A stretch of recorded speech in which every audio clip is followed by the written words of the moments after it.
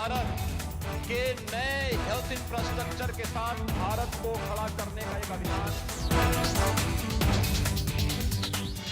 योगी को श्रद्धांजलि दो बोलिए, जो गंगा पे लाशें तीर रही थी, जिनको जलाने के लिए लकड़ी नहीं मिली, अंतिम संस्कार के लिए दफनाने के लिए जमीन नहीं मिली, उनके बारे में बताइए। टिकटों में महिलाओं को 40% हिस्सेदारी। तो आज करीब करीब 75,000 करोड़ रुपए के कामों का आज यहां निर्णय या लोकार्पण हो रहा है।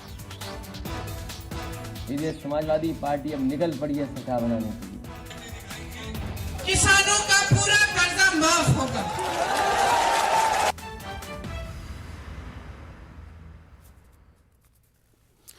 नाज़रीन आदाब, न्यूज़ 18 उर्दू में आपका इस्तकबाल है। मैं हूं मोहम्मद विसाल आजम और आप देख रहे हैं खबर खास। इंतखाबात की तारीखों का ऐलान अभी नहीं हुआ है।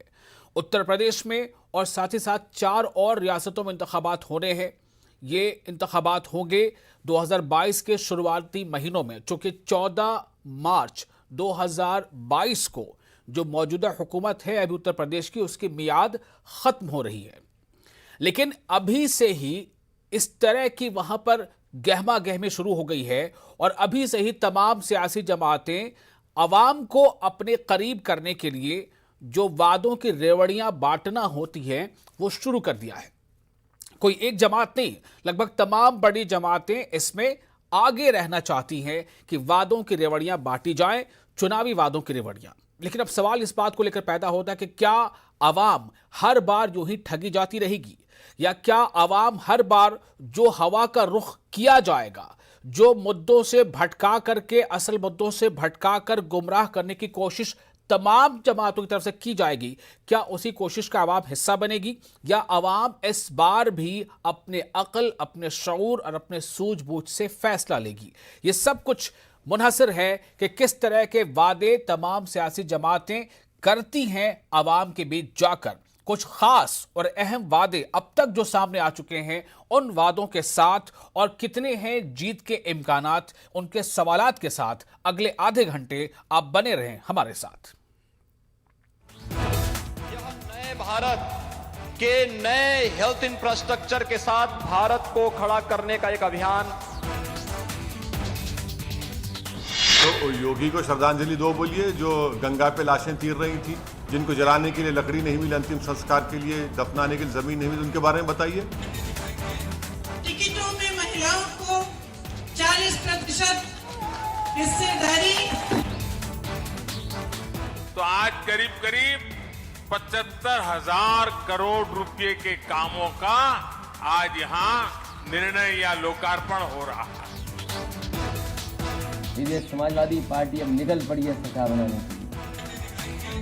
किसानों का पूरा कर्जा माफ होगा।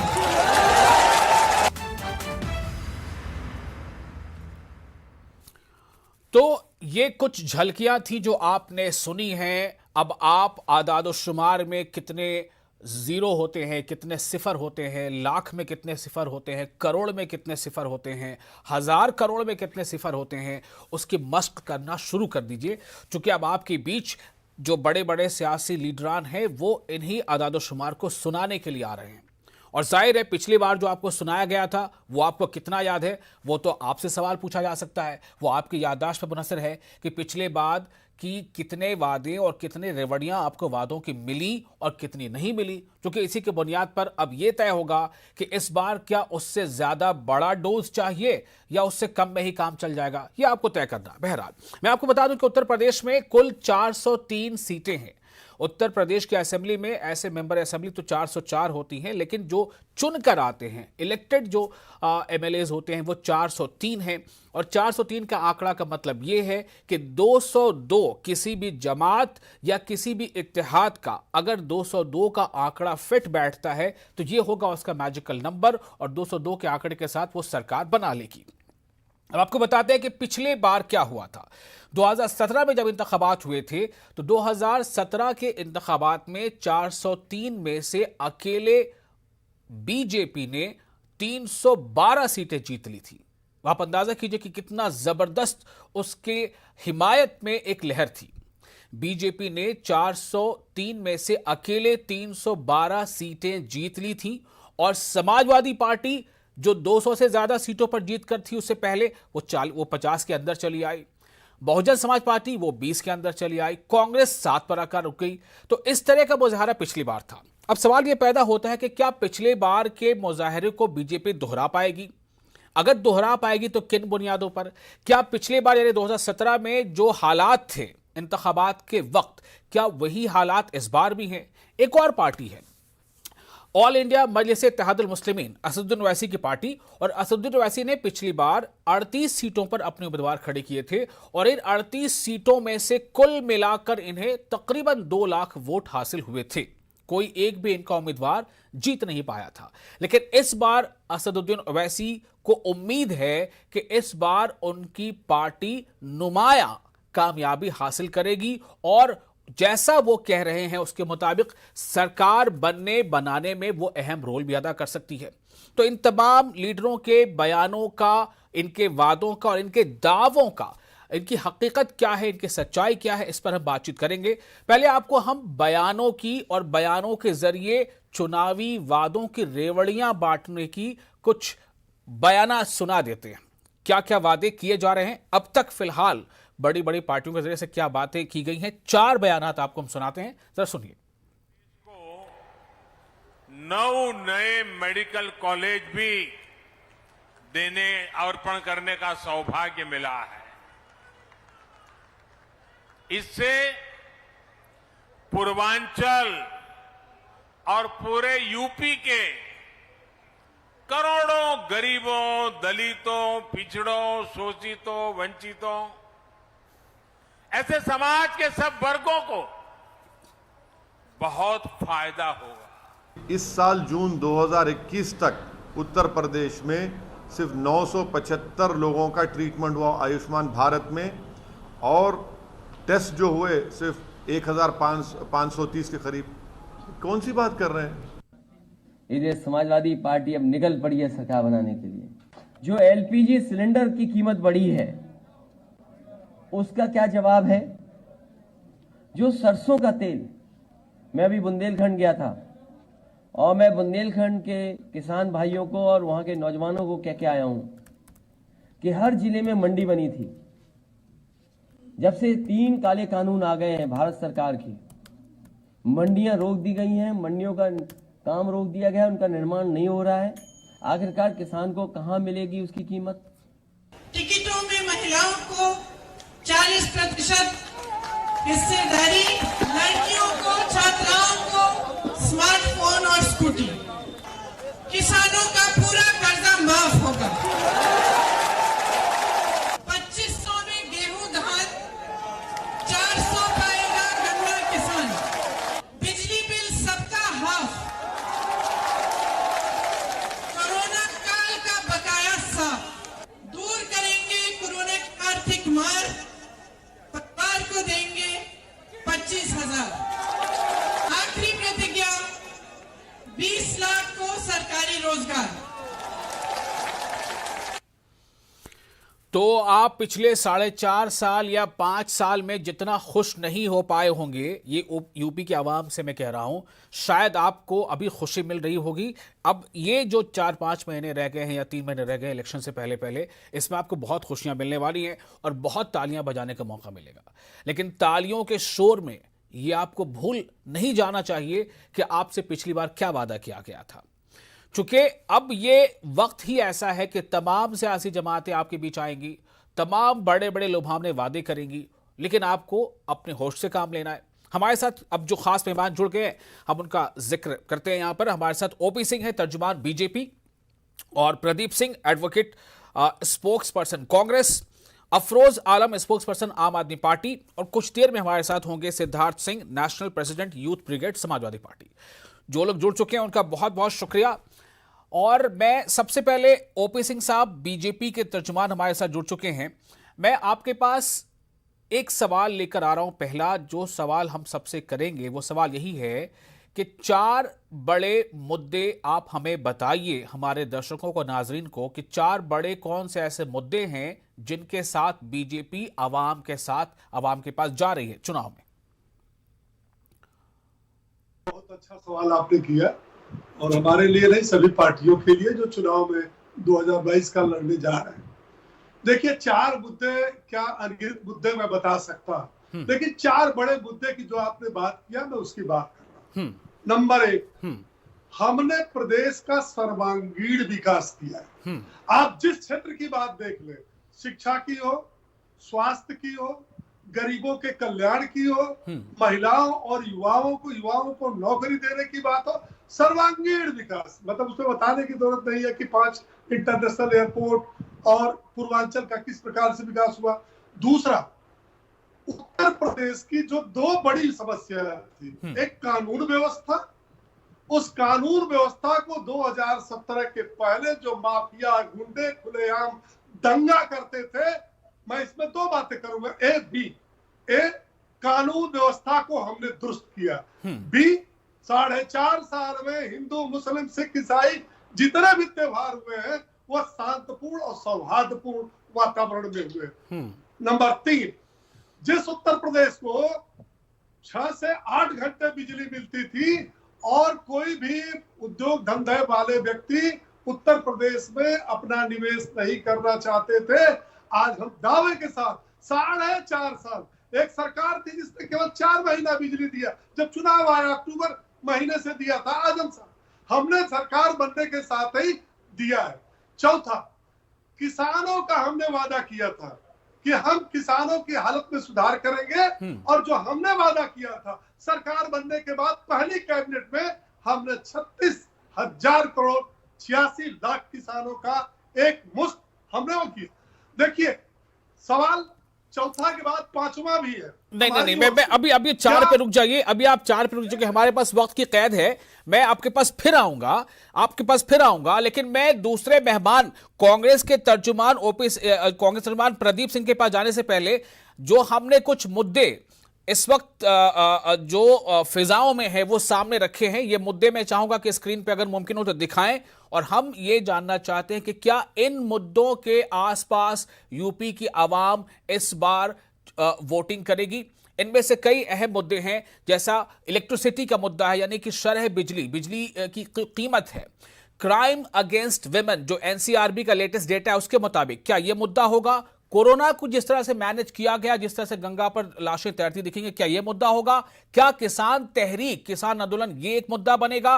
क्या तरक्की की जो रफ्तार है यह मुद्दा बनेगा, या फिर इसके अलावा क्या फिरका वारियत यह मुद्दा बनेगा, क्योंकि इसमें भी एनसीआरबी का डेटा के मुताबिक बहुत बड़ा है। बेरोजगारी, क्या यह मुद्दा बनेगा, क्या इसके आसपास लोग जो है वो अपना वोट तय करेंगे, या फिर क्या राम मंदिर फिर से एक बार सियासी जमात की उम्मीदों को किनारा लगाएगा, या फिर महंगाई, क्या महंगाई एक बड़ा मुद्दा बनने जा रहा है। मैं अब सीधे आता हूं कांग्रेस के तर्जुमान प्रदीप सिंह के पास। प्रदीप जी, जिस तरह से बीजेपी के लीडर ने कहा है, ओपी सिंह साहब ने, कि हमारे पास अनगिनत मुद्दे हैं गिनाने के लिए जो हमने किए हैं और जिनकी बुनियाद पर हम उम्मीद करते हैं कि सरकार बनेगी, कांग्रेस किन मुद्दों के साथ जाएगी, किन मुद्दों को टारगेट करेगी। पहली बात तो हम ईमेल पे कनेक्ट, स्काइप पे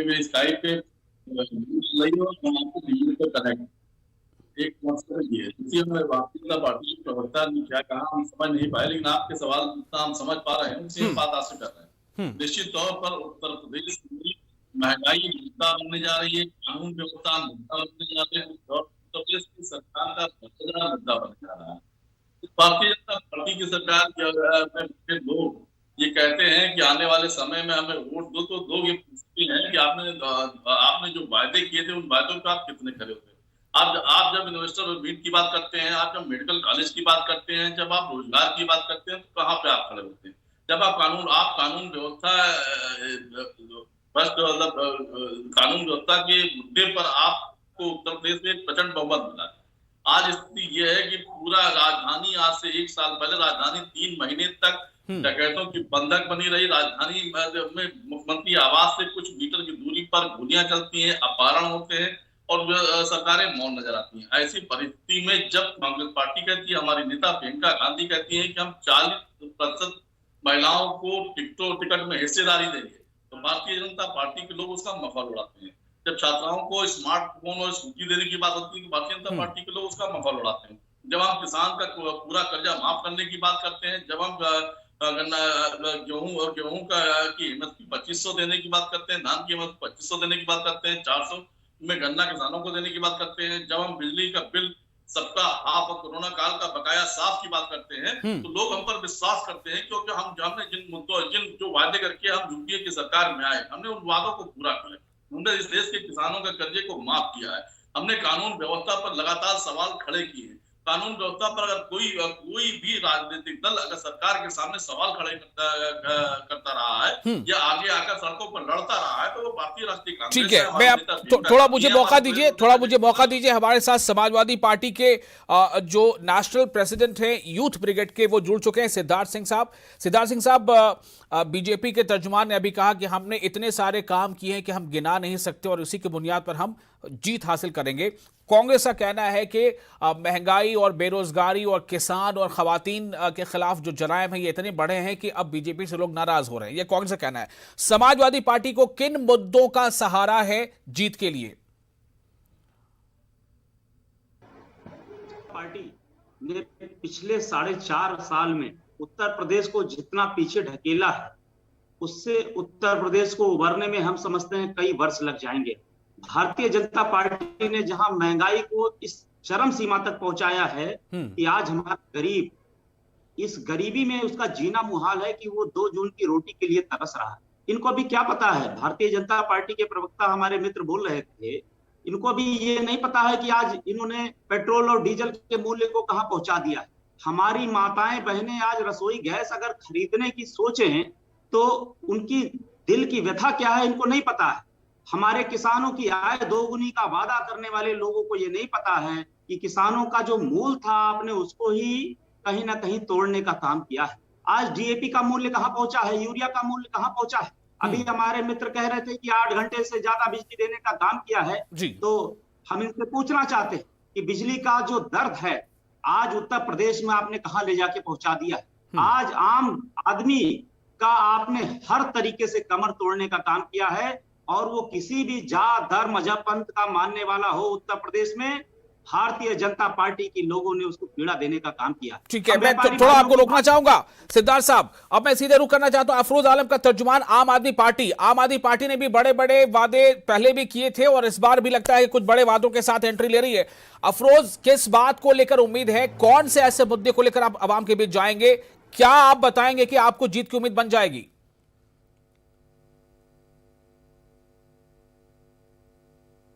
मैं थोड़ा सा पीछे जाके बात करता हूं। मैं थोड़ा सा पीछे जाऊंगा कि आजादी के 72 साल के बावजूद कितनी सरकारें आई, कांग्रेस ने राज किया, भारतीय जनता पार्टी के 3 मुख्यमंत्री, राजनाथ सिंह जो आज सेंट्रल की कैबिनेट में हैं, कल्याण सिंह जी रहे हैं, और अभी मौजूदा दौर पे जो योगी आदित्यनाथ जी हैं। इन सबके वादे भी वही हैं, समाजवादी पार्टी हो, बहुजन समाज पार्टी हो। प्रदेश जो है आज भी वही चीजें मांग रहा है कि रोटी चाहिए, कपड़ा चाहिए, मकान चाहिए, महंगाई कम करिए, बेरोजगारी बहुत ज्यादा बढ़ गई है। तो क्या 70-72 साल के बाद भी हम उसी पोजीशन पे खड़े हैं कि जब देश आजाद हुआ था और हमारी जो हालात थे वही है? अब एक तरफ आप दिल्ली देखिए, दिल्ली में 6 साल पहले एक ईमानदार सरकार बनी, उसका नतीजा पूरे देश के सामने है। और जिस तरह से हमारी आम आदमी पार्टी की सरकार दिल्ली में काम कर रही है, शिक्षा के ऊपर हमने काम किया है, जो सबसे बड़ा मतलब देश को आगे बढ़ाने का रास्ता है कि अगर लोग शिक्षित होंगे, बच्चे शिक्षित होंगे, तभी हमारा देश तरक्की करेगा। और यहाँ और प्रदेशों में जिस तरह से उत्तर प्रदेश की बात करते हो तो यहाँ तो शिक्षा की बात ही नहीं होती है। स्कूलों की हालत बुरी है। आप ये देख लीजिए, स्वास्थ्य के मुद्दे पे आप देख लीजिए कि मुहाल है कि एक मरतबा आदमी बीमार हो जाए तो उसकी हालत खराब हो जाती है कि कैसे अस्पताल में हम सर्वाइव करें। तीसरी सबसे बड़ी चीज ये आप देख लीजिए कि मतलब मैं तो हैरान हो जाता हूँ, दिल से आपको एक बात बता रहा हूँ कि जिस तरह से कोरोना काल में जो घोटाले किए गए हैं, बड़ी शर्म आती है कि इस तरह की भी सरकार हो सकती है कि लेकिन मेरा सवाल अफरोज ये है कि क्या ये सारे मुद्दे हैं, लेकिन क्या इन मुद्दों के साथ अवाम के बीच आप जाएंगे? क्या आपने वहां उतनी जो जमीनी सतह पर जो तैयारी करनी थी वो की है आपने? क्या आपका वहां पर उस तरह का कार्यकर्ताओं का उतनी जमघट है आपके हर जगह पे? आप कैसे फाइट करेंगे आप? देखिए हम जब दिल्ली में आए थे तभी यही मीडिया में और लोगों में ये बात थी कि ये कैसे करेंगे, ना संगठन है ना सारी चीजें। लगातार 3 साल से संजय भैया हमारे राज्यसभा सांसद हैं, उनके नेतृत्व में हम संगठन में काम कर रहे हैं, लगातार काम कर रहे हैं। और आज की डेट में मुख्य अपोजिशन समाजवादी। जी चलिए, तो अब मैं वापस ओपी सिंह साहब पास आना चाहता हूं। ओपी सिंह साहब, आपने तीनों पार्टियों को सुन लिया है जो आपकी मुखालिफ पार्टियां हैं। अब आप उनको जवाब दे सकते हैं और आप में से कोई भी क्रॉस कर सकता है आपको जवाब देना हो तो। ओपी सिंह साहब जवाब दीजिए, कांग्रेस से जो आपने इल्जाम लगाया, जो समाजवादी पार्टी का कहना है, जो आम आदमी पार्टी कह रही है। जी देखिए ऐसा है आजम जी कि सबसे बड़ा जो मुद्दा है, ये जो राजनीतिक पार्टियां देश के अंदर है, प्रदेश के अंदर है, इनका जनता में विश्वसनीयता का मुद्दा। आज चुनाव आया है, बड़ी बड़ी बातें हो रही है, तो जनता ये जरूर अपने पैमाने पर आकेगी कि हम किसके ऊपर विश्वास करें। देखिए, हम जो 2022 के चुनाव में जा रहे हैं, उत्तर प्रदेश सरकार, केंद्र सरकार के रिपोर्ट कार्ड ही हमारा 2022 का ट्रम्प कार्ड होगा। हमारा ईमानदार चेहरा, ईमानदार सोच, ईमानदार काम। देखिए, बस तो हमारी पार्टियों ने, जो हमारे 3 साथियों ने कहा, समाजवादी पार्टी, इनके मुखिया 4.5 साल तो केवल ट्विटर पर रहे, वो जनता के बीच में तो। चलिए सिद्धार्थ, ट्विटर पर रहे आप 4.5 साल, ये इल्जाम है आप पर। को पता नहीं है कि आज समाजवादी पार्टी ही एक ऐसी पार्टी है जो पूरे उत्तर प्रदेश के गांव के अंदर, अगर किसी का संगठन सबसे ज्यादा मजबूत है तो समाजवादी पार्टी का संगठन मजबूत है। और समाजवादी पार्टी और उसके नेताओं के हमें गर्व है कि आज पूरे उत्तर प्रदेश के अंदर वो मुंह तोड़ जवाब देने का काम कर रहे हैं। कांग्रेस ने जो लोक लुभावन वादे किए हैं, 40% टिकट और लड़कियों को स्मार्टफोन, स्कूटी, किसानों का कर्जा माफ, बिजली का बिल माफ, क्या इसका असर पड़ेगा? क्या कांग्रेस का जो वोट है वो ज्यादा बढ़ जाएगा? आपको इसका डर है क्या सिद्धार्थ? देखिए, निश्चित रूप से समाजवादी पार्टी जो कहती है वो करती है।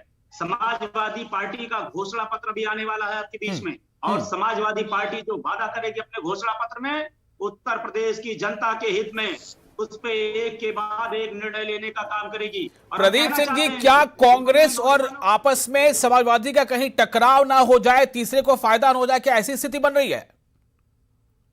नहीं, स्थिति तो साफ और स्पष्ट है कि भारतीय जनता पार्टी अपने संकल्प पत्र की जो वायदे इन्होंने उत्तर प्रदेश की आवाम से किया था, उस पर वो कितना खरा उतरी। इन्होंने हर ब्लॉक स्तर पर इन्होंने कोल्ड स्टोरेज देने की बात की थी, इन्होंने किसानों की आय दुगनी करने की बात की थी, इन्होंने कानून व्यवस्था पूरी तरीके से चुस्त और दुरुस्त करने की बात की थी, नौजवानों को रोजगार देने की बात की थी। तो अपने किस वायदे पर भारतीय जनता पार्टी की योगी सरकार खरी उतरी है? हाँ, एक नीति जरूर बनाई इन्होंने ठोको नीति, और ठोको नीति पे काम क्या किया? ठोको नीति पर तो ये है इन सियासी जमातों के दावे और जो लुभावन वादे हैं वो आपने पहले ही सुन लिया कि रेवड़ियां वादों के किस तरह से बांटी जा रही है। लेकिन सवाल ये है कि इसी में से सच को तलाशना है कि सच्चाई कहां पर है, विश्वास कहां पर है, भरोसा किस पर किया जाए, ये तय करना यूपी के आवाम को। अभी इस तरह के डिबेट्स बहुत होते रहेंगे आने वाले दिनों में। फिलहाल वक्त की कमी है। आप तमाम मेहमानों का बहुत बहुत शुक्रिया। मुझे दीजिए इजाजत। आदाब।